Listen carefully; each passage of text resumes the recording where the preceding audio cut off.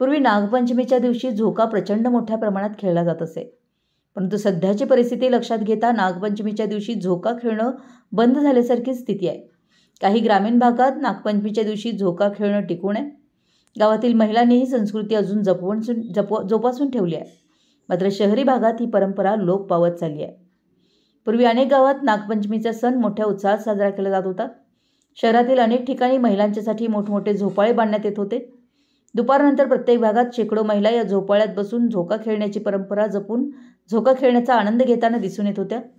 मात्र शहरात आज नागपंचमी सणाला झोका घेतानाचं दृश्य कुठेच दिसून आलं नाही. आता आपण पाहूया नागपंचमीला झोका खेळण्याचं महत्त्व काय आहे.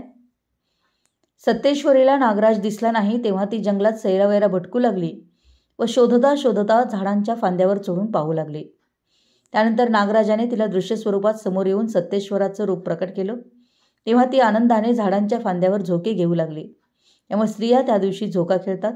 त्या दिवशी झोका खेळण्यामागील उद्देश असतो, जसा झोका वर जातो तसा भाऊ प्रगतीच्या शिखरावर जाऊ दे व झोका खाली येतो तसा भावाच्या आयुष्यात आलेल्या सर्व अडचणी व दुःख खाली जाऊ देत, यासाठी महिला झोका घेतात. नागपंचमी हा सण श्रावणात येतो. ही वेळ अशी असते जेव्हा शेतकऱ्यांच्या पेरण्या आटोपून थोडी विश्रांती मिळते.